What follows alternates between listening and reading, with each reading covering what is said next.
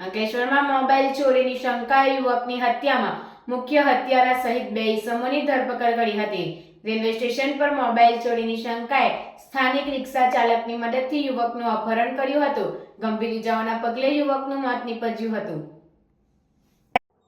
ગત સપ્તાહમાં અંકલેશ્વરના પીરામણ ગામથી ઉમરવાડા જવાના માર્ગ પર આવેલ માહ્યાવંશી સમાજના સ્મશાન પાસેથી અજાણ્યા ઈસમનો મૃતદેહ મળી આવ્યો હતો, જે મૃતદેહની ઈજા જોતા શહેર પોલીસ દ્વારા હત્યાની શંકાએ તપાસ શરૂ કરી હતી। દરમિયાન માહિતીના આધારે પોલીસે જીતાલી ગામ ખાતે રહેતા અને મૂળ એમપીના લાલુ રામ દોહરે અને જૂની કોલોની ખાતે રહેતા ઉદ્દલસિંહ દોહરે નામના 2 રિક્ષા ચાલકની અટકાયત કરી તેમની ઉલટ તપાસ શરૂ કરતા મોહિત દોહરેના જીજાજી સાથે ગત તારીખ 20મી મેના રોજ અંકલેશ્વર રેલવે સ્ટેશન ખાતેથી મોહિત દોહરેના જીજાજીનો મોબાઈલ ફોન ચોરી થઈ ગયો હતો, જે મોબાઈલ ત્યાં રહેલા એક અજાણ્યા ઈસમે ચોરી કરી હોવાની શંકાના આધારે બીજા દિવસે મોહિત દોહરે તેના જીજાજી અને તેના મિત્ર સ્ટેશન પર પહોંચ્યા હતા, જ્યાં યુવક નજરે પડતા તેની પાસે મોબાઈલ હોવાની શંકાએ લાલારામ દોહરે અને ઉદ્દલસિંહ દોહરેને રિક્ષા લઈ બોલાવી ને રિક્ષામાં યુવાનનું અપહરણ કરી વિવિધ જગ્યાએ લઈ જઈ લાકડીના સપાટા અને ઢીકાપાટુનો માર મારી પીરામણ ગામથી ઉમરવાડા જતા રોડ પર માહ્યાવંશી સમાજના સ્મશાન પાસે લઈ જઈ ગંભીર રીતે માર મારી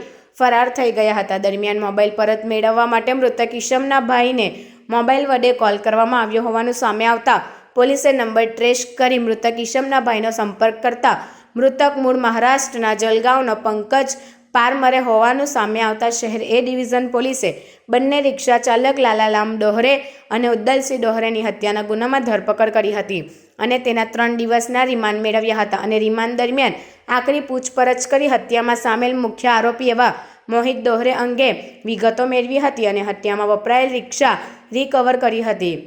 દરમિયાન શહેર એ ડિવિઝન પોલીસ અને ભરૂચ એલસીબી પોલીસની ટીમ બનાવની તપાસ શરૂ કરતા મળેલી માહિતીના આધારે દિલ્હી ખાતેથી ફરાર મધ્યપ્રદેશના મોહિત વિરેન્દ્ર દોહરે અને સુકેન્દ્ર શ્યામસિંહ જાટવની ધરપકડ કરી હતી અને 2 રિક્ષા કબજે કરી વધુ તપાસ હાથ ધરી છે, તેમજ તમામને કોર્ટમાં રજૂ કરી પુનઃ રિમાન્ડ મેળવી સમગ્ર હત્યા કેવી રીતે કરી હતી તે અંગેનું આખું રિકન્સ્ટ્રક્ટ તમામ આરોપી સાથે રાખી વિડીયો શૂટિંગ અને સ્થળ પંચકેશ કરી સાંયોગિક પુરાવા એકત્ર કર્યા હતા।